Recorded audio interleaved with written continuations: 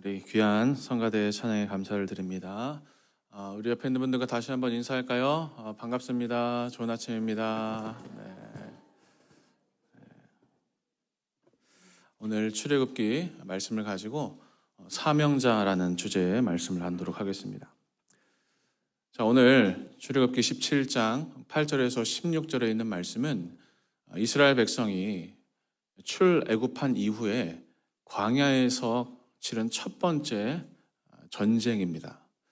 오늘 본문이 이렇게 시작이 됩니다. 8절에 보니까 그때에 아말렉이 와서 이스라엘과 르비딤에서 싸우니라 돼 있어요. 저는 이 그때에 라는 표현에 주목해 볼 필요가 있다고 생각합니다. 그때가 도대체 구체적으로 어떤 상황이었는가라는 거예요. 여러분, 지금 이스라엘이 아말렉과 전투를 벌이고 있는 시점은 출애굽을 한 시점부터 대략 한 2, 3개월 정도 지난 시간입니다. 우리는 광야 생활이 40년이라는 것을 이미 알고 있기 때문에 얼마 되지 않은 기간이다라고 생각할 수도 있겠지만, 사실 이스라엘 백성들이 애굽을 탈출할 때 이 기간이 그렇게 길어질 거라고는 생각을 하지 못했을 거예요. 길어봐야 한 몇 주 정도 고생해서 이 길을 가면 어디엔가 이르게 될 것이고 거기에 정착할 수 있을 거라고 생각했어요. 그런데 이 광야 생활이 점점 기약 없이 길어지는 거예요. 그러다 보니까 정신적으로도 그렇고 육체적으로 매우 힘들어지기 시작하는 거예요. 아니, 이게 도대체 언제 끝나는 건가 하는 그런 마음 가운데 광야 생활을 하는 거예요. 더군다나 여러분, 지금 이 2, 3개월 되는 시간, 출애굽한 이후부터 이 오늘이 전쟁에 이르기까지 이스라엘이 경험한 일들을 한번 생각해 보면 이게 더 힘든 여정이었구나를 우리가 알 수 있어요. 가장 먼저 이집트를 탈출하자마자 홍해 바다 앞에서 다 죽어버릴 뻔했어요. 하나님이 그 바닷물을 갈라주지 않으셨다면 아마 바로에게 붙잡혔을 거예요. 가까스로 홍해를 건넜는데 또 이제는 먹을 게 없어요. 하늘만 쳐다보고 있는 거예요. 모세를 원망하고 차라리 애굽에 있었던 게 더 좋았다라고 하면서 후회하는 그런 목소리를 내뱉을 때에 하나님이 만나와 메추라기 내려주셔서 그걸 먹고 살았죠. 먹을 것도 없었는데 이제는 마실 물도 없었습니다. 그래서 하나님이 반석에서 물을 내게 하셔서 가까스로 그렇게 목숨을 연명하면서 했던 삶이 바로 지금 2, 3개월 정도 이른 광야 생활이라는 거예요. 자, 오늘 이 사건의 배경을 신명기 25장 17절에서 18절은 이렇게 한마디로 표현을 해요. 한번 읽어볼까요? 시작. 너희는 애굽에서 나오는 길에 아말렉이 내게 행한 일을 기억하라.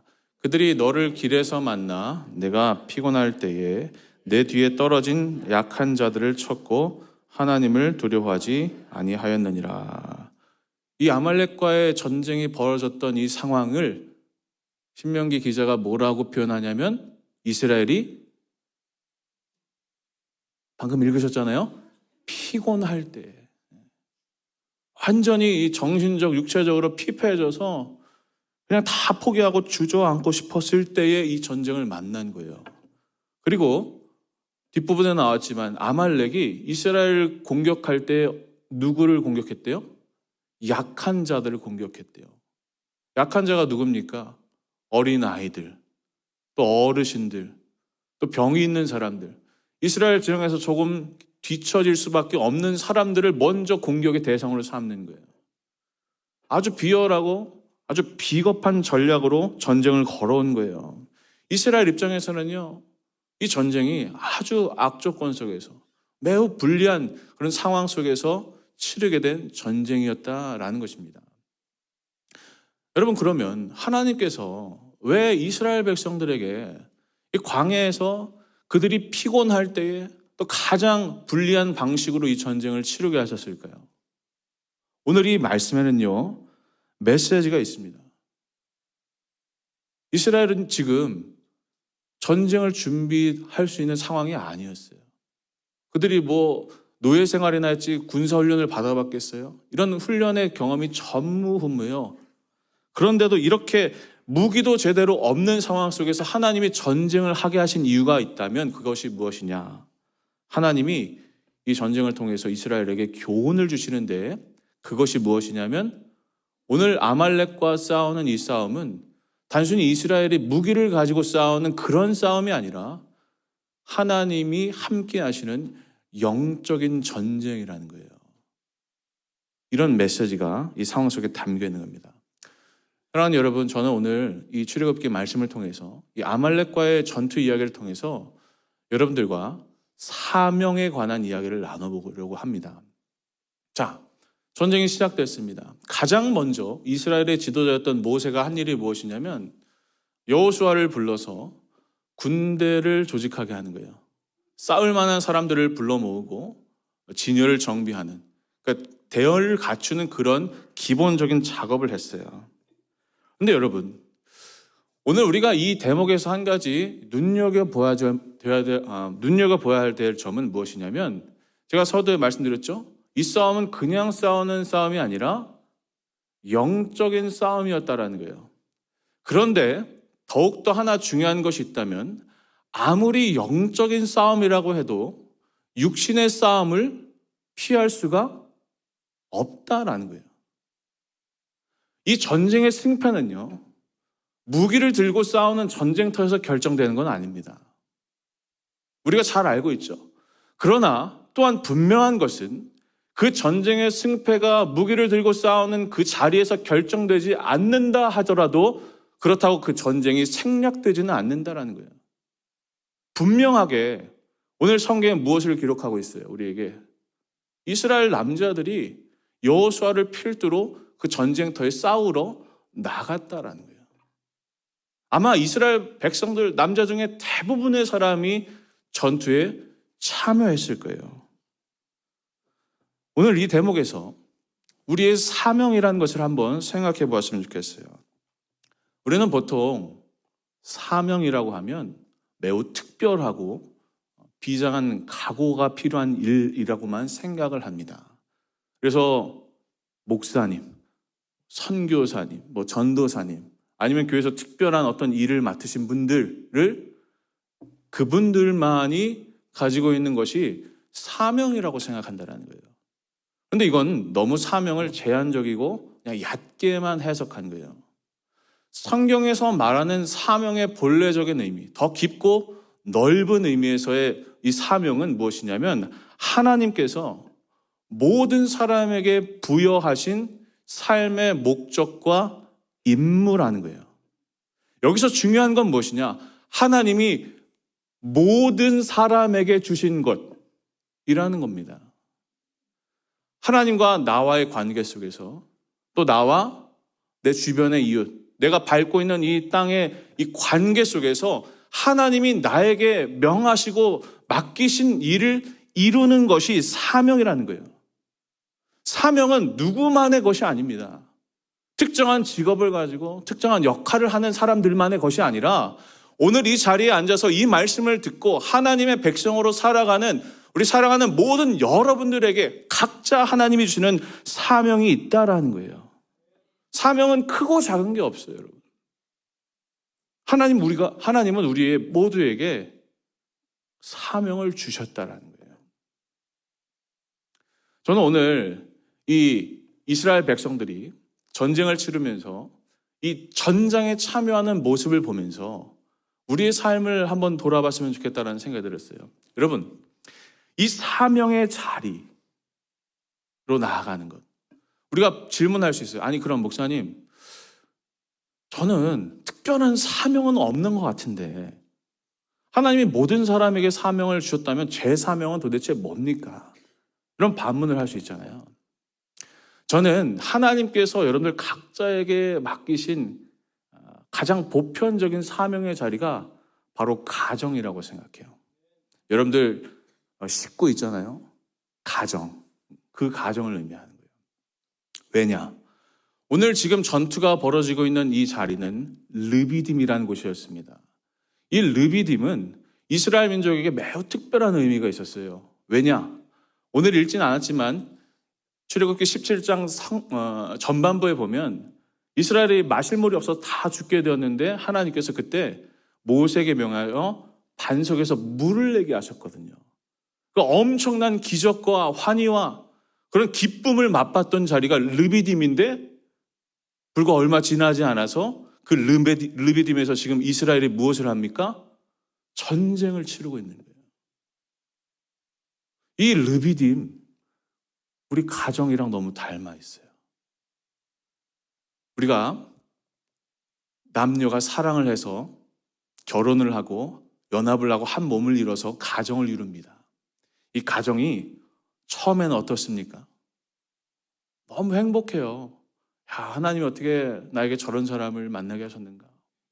이 기쁨과 감격, 환희를 어찌 감출 줄 몰라서 막 너무 행복해 하다가 이상하게도 가정은 점점점 어려워집니다. 이 가정생활이 말이에요. 처음엔 천국이었는데 가면 갈수록 지옥과도 같은 게 우리 가정생활이라는 거예요. 이게 우리의 대부분이 겪는 현실의 문제라는 거예요. 여러분들 분위기가 너무 무거우신 것 같아서 제가 제 얘기 좀 한번 해볼게요. 제가 어제 설교 준비하다가 이 말씀 준비하다가 문득 저의 신혼의 때가 떠올랐어요. 제가 매주 주일날 설교를 했는데 이제 설교를 다 작성하고 토요일 밤에는 항상 이 설교를 다시 한번 리뷰를 해요. 그래서 방에 혼자 들어가서 딱 조명도 그럴듯하게 해놓고 집중하면서 이 설교를 막 외우는 거예요. 근데 신혼 때 저희 아내가 제가 설교 준비하는 거 아니까 문을 똑똑똑 두드리고 나와서 저에게 이렇게 커피를 쫙 내려와가지고 또 과일도 아름답게 플레이팅 해가지고 이렇게 드세요. 네. 네, 그러시더라고요. 아, 너무 결혼 잘했다. 설교가 너무 잘 된다. 막 이런 마음에 뭔가 뿌듯함, 너무 기쁨 이런 게 있었는데 여러분 제가 어제도 이 설교를 준비하면서 생각하는데 뭐 하다가 준비한 줄 아세요?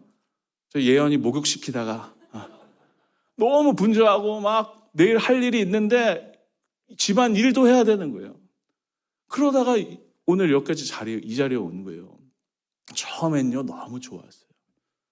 태어나고 뭐 가정일이 있고 하다 보니까 이게 너무 어려운 거예요. 가정이요 하나님께서 우리에게 맡기신 사명의 자리일 수 있다는 걸 우리가 생각해 봐야 돼요. 제가 지난 얼마 안 되는 새벽에 말씀 전하면서 남아프리카 대통령 넬슨 만델라 이야기했어요. 넬슨 만델라가 27년 동안 감옥에서 수감 생활을 했어요.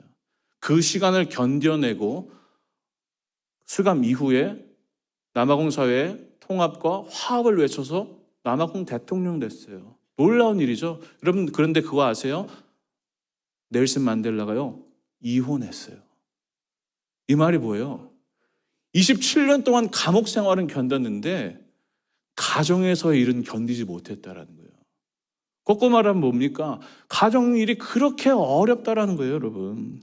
특히 아이 키우는 거 어떻습니까? 제가 주중에 어떤 우리 성도님이랑 신방 전화하면서 안부 인사하면서 이런저런 얘기 나누는데 그분이 저한테 목사님 요즘 너무 힘드시죠? 그래서 제가 왜요? 그랬더니 그분이 그 말씀 하시더래요. 아이 키우는 게 세상에서 제일 힘들잖아요. 여러분 공감하시나요?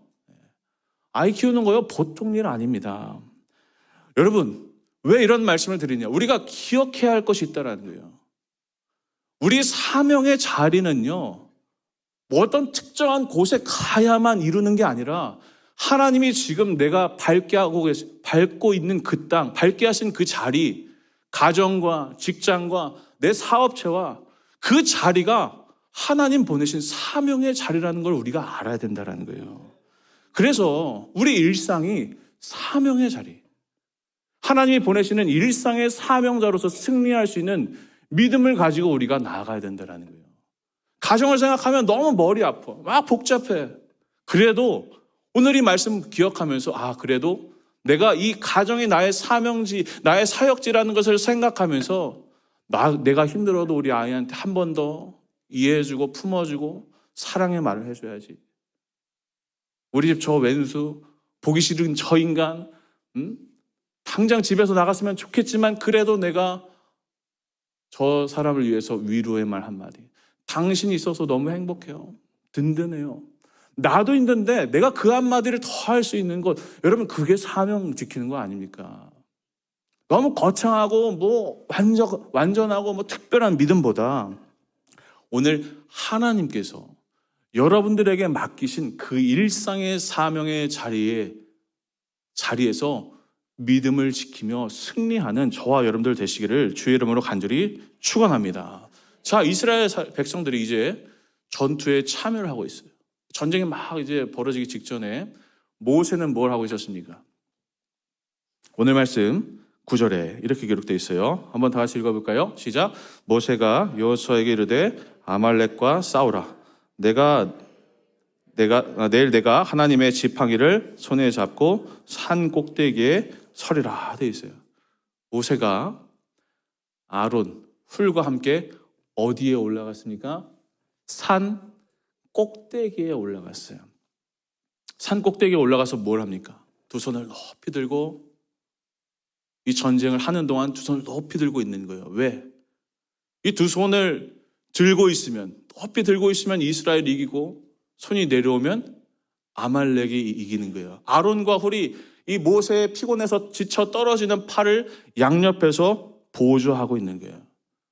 이 손을 들었다라는 말은요, 히브리어로 나사야드라는 말인데 기도와 간구를 의미해요. 이 말은 뭡니까? 이 전쟁이 하나님의 도우심 없이는 우리가 승리할 수 없음을 보여주는 영적인 메시지로 모세가 손을 들고 있는 거죠. 이 구절을 보면서 그런데 문득 이런 의문을 들었어요. 아니, 모세가 아무래도 이제 지금 나이가 80이 넘은 노인 아니에요? 그러다 보니까 싸울 힘은 없고 그래서 조금 뒷전에 서서 기도로 서포트했구나, 이렇게 생각할 수 있다는 거예요. 여러분, 그러나 오늘 분명히 성경에서 뭐라고 기록하고 있습니까? 모세와 아론 훌이 어디에 올라갔다고요? 산 꼭대기에 올라갔다는 거예요. 이 산 꼭대기는요, 전장이 있으면 전투에 투입된 모든 사람들이 볼 수 있는 것이에요. 이 말은 다시 말해서 모두에게 노출되어 있는 자리에 나아갔다는 것이고, 다른 말로 하면 이 모세와 아론 훌이 다른 누구보다도 이 전쟁의 최선봉장에 서서 참여하고 이 전쟁을 치르고 있다는 거예요. 그러니까 먼 발치에서 기도만 하고 있는 게 아니라 이 전쟁의 선두에 서서 이 전쟁을 영적인 전쟁으로 이끌어가도록 제일 앞장서고 있었다는 거예요. 제가 오늘 이 말씀 묵상하고 이 장면을 생각하고 상상해 봤어요. 근데 여러분, 한 가지 재밌는 게 있어요. 모세가 지금 몇 살입니까, 여러분? 80세가 넘는 노인이에요. 그런데 이 모세의 든 팔을 받치고 있는 사람들은 어떤 사람들이었어요? 아론과 훌이었어요. 아론은 누굽니까? 모세의 형이에요. 모세보다 3살이 많아요. 훌은요? 아론의 조카 아닙니까? 비슷한 연배예요. 그러니까 모세가 내가 이제 손을 들고 이 영적인 전쟁을 치르기 위해서 막 열심히 고군분투하고 있는데 나를 도와주고 있는 사람 보니까 어때요? 나보다 더 노인인 거예요. 그렇지 않아요? 좀 젊은 사람들, 창창한 사람들, 체력이 좀 빵빵한 사람들, 믿을 만한 사람들이 좀 손을 받쳤으면 좋겠는데, 모세도 지금 힘든 노인인데 자기보다 더 힘든 사람들이 나를 받쳐주고 있는 모습을 보면서 무슨 생각이 들었을까요? 제가 어제 우리 3교구 셀 리더분들과 토요일 새벽 예배 이후에 한 해 사역도 준비하고 같이 회의하고 하면서 무슨 이렇게 휴대폰으로 무슨 교적하는 게 있거든요. 교적 관리하는 게 있어요. 이걸 가르쳐 드렸어요. 저는 깜짝 놀랐어요. 저희 그래도 3교구면 좀 젊은 분들 아닙니까? 이분들이 그냥 알아서 잘 따라오실 줄 알았는데 어디서부터 문제가 생겼냐면 노안이 오셨더라고요. 이분들이 휴대폰이 안 보인대요. 저한테 알려달래요.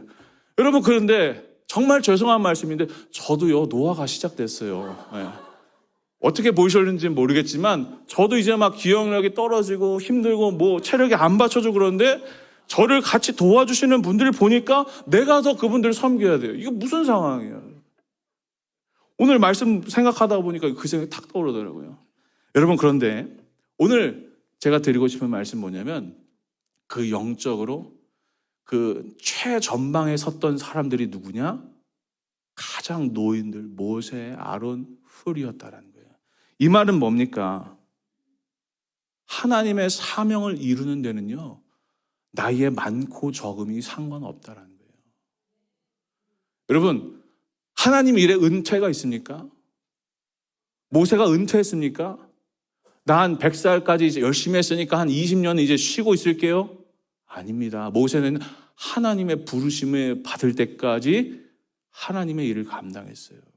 이 말이 뭡니까? 여러분, 지금 이 말씀을 듣는 여러분들이 어떤 삶에 있으시든지 간에, 어떤 환경 속에 있으시든지 간에 사명을 감당하기를 포기하지 마시라는 거예요. 뒷전에 물러서서 이제 나는 이만큼 하면 됐어, 나는 할 만큼 했어가 아니라는 거예요. 누구도, 그 어떤 사람도 하나님 앞에서 그 인생을 살아갈 때에 사명을 감당할 수 있는 힘을 하나님이 주신다라는 거예요. 산 꼭대기에 올라가세요. 주저하지 마시고 그저 그 자리에 머물러 있지 마시고 영적인 최전방으로 나아가세요. 제가 한국에서 사역을 할 때 청소년부 담당 목사로 부임을 했어요. 근데 부임하고 막 이제 이것저것 정신이 없는데 몇몇 학부모님들이 저를 찾아왔어요. 알고 보니까 이분들이 아이들을 위한 기도 모임을 하고 싶어서 저를 찾아온 거예요. 목사님, 저희 기도 모임을 하게 해주세요. 그래서 제가 축복해드리고 열심히 하라고 말씀드렸어요. 주일 오전 10시에 아이들이 예배 드리는 그 시간에 부모님들이 모여서 같이 아이들을 위해서 기도하는 거예요. 하나님, 우리 아이들 믿음으로 새롭게 해달라고. 이 모임이 처음에는 한 4-5명 되다가 점점점 많아졌어요. 그러면서 제가 이 기도의 힘을 느끼고, 정말 우리 뒤에서 이렇게 기도하는 분들의 힘이 있구나라는 걸 많이 경험하고 실제로 우리 청소년부 너무 부흥됐어요. 다른 어떤 것보다 부모님들의 기도가 있었다는 거예요. 이게 영적인 최전방에 서는 사람들의 모습 아닙니까? 힘이 없으세요? 기도라도 하세요, 여러분. 교회 나와서 하나님, 우리 교회 위해서, 우리 예배를 위해서, 우리 사역을 위해서 하나님 도와주세요.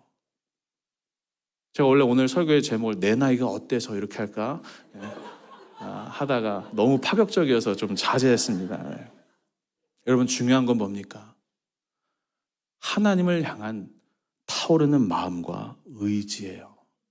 힘을 닿는 데까지 헌신하는 것이 우리 사명의 자리라는 것입니다. 자, 여호수아 사람들은 전쟁을 하고 있고 모세는 손을 들고 기도하고 있어요.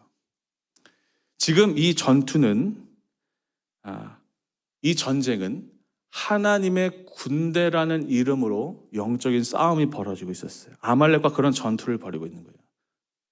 무슨 이름으로요? 하나님의 군대라는 이름으로요. 저는 여기서 우리가 또 한 가지 생각해 볼 대목이 있다고 생각해요. 여러분, 군대가 뭡니까? 군대는 단순히 그냥 할 일 없는 사람들이 모인 모임이 아닙니다. 특별한 부르심을 받고 그 목적을 이루기 위해서 모인 집단이 바로 군대예요. 지금 이스라엘 백성들이 하나님의 군대로, 그러니까 특별한 목적을 가지고 지금 모여 있다라는 거예요. 저는 이 말씀을 보면서 에스겔 37장의 마른뼈 환상이 떠올랐어요. 에스겔의 환상 중에 죽음의 골짜기로 인도함을 받습니다. 가보니까 이제 다 말라 비틀어진 뼈들이 무수하게 많은 골짜기가 있는 거예요. 완전히 생명이 사라져버린, 죽음의 기운만이 가득한, 뼈와 뼈가 부딪혀서 탁탁 이런 소리만 나는 그런 골짜기를 에스겔이 지나는데 하나님께서 예언자에게 말씀하시기를 뭐라고 하세요? 마른 뼈들아, 내가 너희에게 생기가 들어가 살아나게 하리라. 이 말씀을 하세요. 그러자 하나님의 말씀대로 이 마른 뼈들이 뼈가 연결되고 그 뼈들에 힘줄이 붙고 살이 차오르고 피부가 덮여서 사람의 모양을 하게 됐어요. 그런데 거기서 끝이 아니었죠. 하나님이 생기야 불어오라 라고 말씀하시자 그들이 완전히 살아나게 됐어요. 자, 그런데 이 성경의 대목에서 우리가 하나 기억할 게 있어요. 거기가 끝이 아니에요. 10절 말씀 한번 읽어볼게요. 10절 말씀 시작. 이에 내가 그 명령대로 대언하였더니 생기가 그들에게 들어가매 그들이 곧 살아서 일어나 서는데 극히 큰 군대더라. 무엇이 됐대요? 군대가 되었대요. 이 말이 뭡니까? 여러분, 하나님은 마른 뼈가 사람이 되는데 그치지 않으셨어요. 군대로 서게 하셨어요. 하나님께서 말씀하시는 이 사명을 이루는 존재로의 회복을 이루셨다라는 거예요. 이건 우리의 사명, 그러니까 특별한 그 부르심이 회복되어야 우리가 진정으로 산다라는 의미입니다. 이것이 주님이 이루시는 완전한 회복의 역사입니다. 우리의 사명이 살아야 우리가 진짜 사는 것이다라는 거예요. 내가 목숨 그냥 내가 먹고 살고 사는 게 아니라 하나님이 나에게 맡기신 부여하신 그 사명을 회복해야 우리가 진짜 완전하게 사는 것이다라는 거예요. 여러분들 사명을 회복하십시오. 한국의 예능 프로그램 중에 최강야구라는 프로그램이 있어요. 여러분 보시나요? 아실 거예요. 은퇴한 야구 선수들이 다시 모여서 이제 옛 과거의 영광을 회복하기 위해서 열심히 훈련하고 게임하고 승부를 겨루는 그런 프로그램이에요. 거기에는 야구 선수들이 이제 막 유명해지니까 막 이런저런 뭐 프로그램에 나가더라고요. 제가 그런 걸 몇 번 봤는데 야구 선수들이 막 이제 사석에 나와서 얘기하는 걸 보는데 보니까 이 사람들은 영락 없는 아저씨예요. 그냥 배 나오고 뭐 먹기 좋아하고 이런 아저씨인데 제가 문득 그런 생각이 들었어요. 아, 이 사람들이 야구 유니폼을 입고 야구장에서 땀 흘리고 열심히 훈련하고 성과를 내는 게 이 사람에겐 가장 돋보이는 순간이구나. 제가 아는 한국에 유명한 소프라노 분이 있어요. 가끔 연락하는데 이분이 그런 말 하더라고요. 이분이 너무 유명해서 한국에서 뭐 일반 음악회도 많이 하고 또 교회에서도 많이 찬양도 하는데 이런 표현을 하더라고요. 자기가 그냥 노래를 할 때는 나의 본업을 한다라고요. 그런데 찬양을 부를 때는 나의 본분을 다한다라고요. 여러분, 우리도 마찬가지예요. 우리가 본분을 잃어버려서는 안 돼요. 내가 그냥 먹고 사는 것, 내 직업, 이게 전부가 아니라 우리는 존재의 부활을 넘어서 사명의 부활을 이루는 삶이 되어야 된다는 거예요. 여러분들 본분이 있다는 것 기억하십시오. 이 시간 간절히 바라고 축복하는 것은 이 회복의 역사, 또 부흥의 역사, 또 사명의 역사가 오늘 이 말씀 듣는 여러분들 가운데 임하시기를 주의 이름으로 간절히 축원합니다. 자, 마지막 오늘 말씀이 어떻게 끝나는가 13절 보니까 다 함께 읽어볼까요? 시작. 여호수아가 칼날로 아말렉과 그 백성을 쳐서 무찌르니라. 아멘. 이 전쟁이 너무나도 싱거운 한마디 문장으로 끝이 납니다. 여호수아가 칼로 쳐서 아말렉을 무찌르니라. 하나님께는 이 전쟁이 그냥 한마디면 끝나는 전쟁이었어요. 하나님이 하시는 승리가 바로 이와 같은 것입니다. 내가 지금 열심히 부단히 싸우고 막 내 힘으로 어떻게 해보려고 하는데 잘 안 되는 그게 하나님이 보실 때 아무것도 아닐 수 있다는 거예요. 하나님이 하시면 되는 일이라는 것입니다. 오늘 말씀의 결론 15절인데요. 마지막 이 말씀 한번 읽어볼게요. 시작. 모세가 제단을 쌓고 그 이름을 여호와 니시라고 이르되 여호와께서 맹세하시기를 여호와가 아말렉과 더불어 대대로 싸우리라 하셨다 하였더라. 아멘. 모세가 이 전쟁에서 승리를 하고 마지막에 제단을 쌓으면서 그 이름을 뭐라고 했대요? 여호와 니시입니다. 이 여호와 니시라는 말의 의미는 이겁니다. 하나님은 나의 깃발이시다. 나의 승리다라는 말입니다. 여러분, 승리의 깃발을 들고 나아가십시오. 제가 조금 고급스러운 표현으로 한번 바꿔볼게요. 여러분, 승리의 기치를 드십시오. 아멘 하셔야 됩니다. 승리의 기치를 드십시오. 이 기치라는 말은 뭐냐면, 이 기치도 깃발이라는 의미도 되지만 일정한 목적을 위해서 내세우는 태도나 주장을 의미하게 돼요. 사명의 기치를 드십시오. 여러분들의 일상에서 이 사명의 기치를 들기를 포기하지 마십시오. 빅터 프랭클의 유대인 수용소라는 책이 있어요. 빅터 프랭클이 유대인 의사인데 세계 제2차 대전 때 나치 정권 하에 포로가 돼서 유대인 수용소에 3년간 머무르게 됩니다. 많은 사람들이 거기서 학살을 당했죠. 근데 이 빅터 프랭클이 거기서 살아남았어요. 그리고 그곳에서 있었던 일들을 나중에 기록한 책이 죽음의 수용소예요. 제가 이 책 가운데서 한 가지 되게 뇌리에 남아있었던 내용이 뭐냐면, 그렇게 살아있는 지옥이었던 수용소에서도 삶의 희망을 잃지 않고 나는 살 것이다 라는 이 소망을 품고 살아남았던 사람들의 이야기가 있어요. 빅터 프랭클이요, 그 깨져있는 유리 조각을 가지고 매일매일 면도를 한 거예요. 수염을 다듬습니다. 왜요? 나는 희망이 있다. 나는 여기서 나가서 내가 할 일이 있다라는 이 의식을 가지고 계속 자기를 정비한 거예요. 극한의 고통, 그리고 희망이 없는 그 삶의 자리에서도 살겠다라는 의지를 가졌던 사람은 어떻게 됩니까? 살아남았다라는 거예요. 사명이 이와 같습니다, 여러분. 내가 살아가는 삶이 너무나 고되고 힘들고 그저 흘러가는 대로 살고 싶은 인생이지만 내가 해야 할 일이 있다. 나에겐 이루어야 될 소망이 있다라고 그 믿음을 지니고 살아가는 사람들은 어떻게 산다고요? 그냥 살지 않는다고요. 사명의 기치를 붙잡으며 산다라는 겁니다. 말씀을 결론 맺으면서 제가 한 가지 질문을 하고 마칠게요. 여러분, 귀를 쫑긋 잘 여시고 머리를 잘 굴려서 생각해 보세요. 자, 오늘이 2025년 2월 9일입니다. 오늘 지금 이 순간 모세와 방세휘라는 사람, 두 사람 중에 누가 더 위대합니까?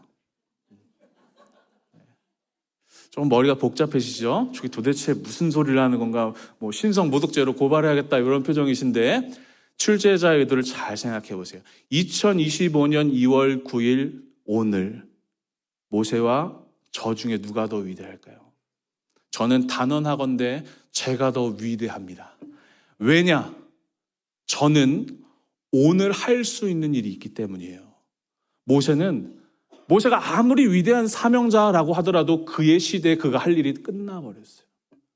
오늘 하나님께서 이 땅 가운데 하나님의 일을 이루시기 위해서 누군가 필요하다면 그 사람이 누구여야 할까요?